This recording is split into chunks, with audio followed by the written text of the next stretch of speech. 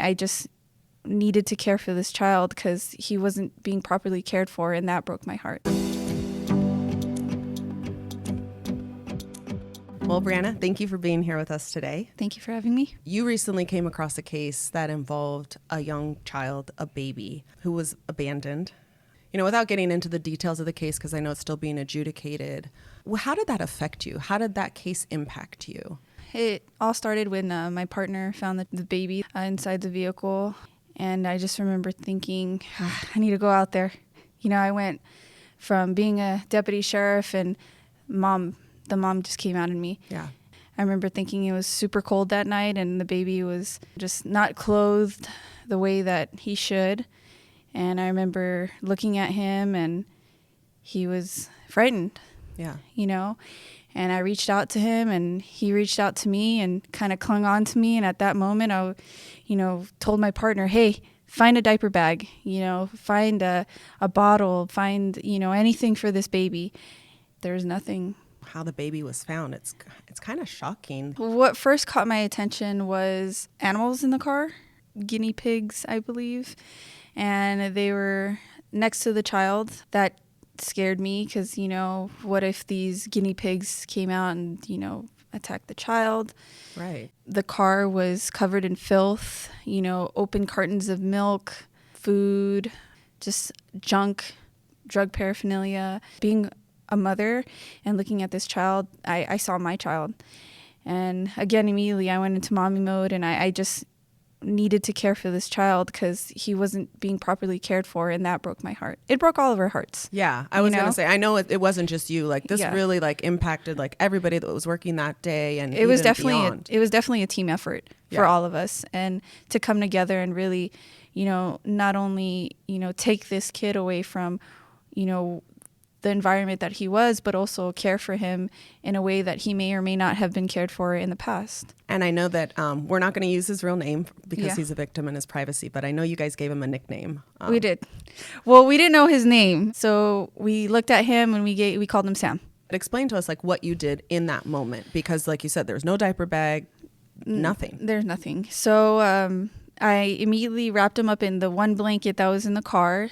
I called my sergeant and I said, hey, because the rest of my coworkers were busy. It was a big team effort, And I said, hey, can you watch over Sam? I need to go to the grocery store. I need to pick up necessities for him, And so she came over. I handed over the baby to him. I said, I told her I'd be back. Rushed over to the grocery store. And I think at that moment, kind of a rush of emotion came through, where I was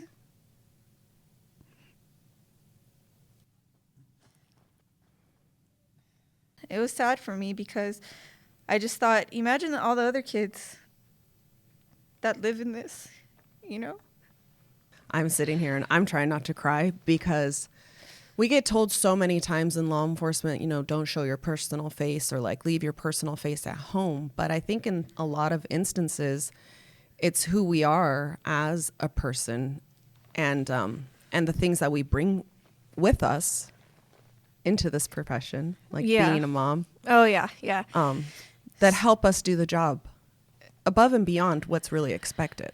Yeah. So I gather all the items, go back to the station, immediately change his diaper and, gave him, the snacks and, bottle of milk. And it was shocking to see him, scarf down a lot of the food that I had given him. It was almost like, wait, I didn't even buy enough. And I had bought quite a few items thinking, well, maybe he'll like this and maybe he won't like that. Yeah, he was hungry. He was hungry. And he wasn't going to be picky. He was just so calm and content and so well behaved. Almost like he was relieved and he knew he was safe. Beyond the case, you guys went above and beyond. Explain to us a little bit about that. The baby was fortunate enough to go with a family member, which we were relieved to hear. We just wanted to give him something that he would remember us by, because he's a 1-year-old. And so we ended up going shopping thanks to SEBA. SEBA gave us a gift card, and we were able to buy essential items, diapers, food, baby wipes, clothing, but also toys. Yeah. Babies love toys. Yeah. And your keys, but we didn't give them those. So, and we were able to provide, the family member and the baby with Christmas items and items that he would remember us by. My partners and I got together and we ended up getting him a little toy car that said San Bernardino County Sheriff's Department and Rancho Cucamonga, like with lights and sirens and everything that he would be able to remember us by. I know that family member, obviously glad to be able to care for Sam and, Yes. Provide him with the necessities. But I understand that she really was, extremely grateful to you guys. Absolutely. She was, she actually came by on her own time, and she lives far from our station, give or take an hour, I would say. And she came and she actually made us little mugs, with photographs of us and the baby and our partners, and things that we had purchased for him, and just a good thing to remember him by.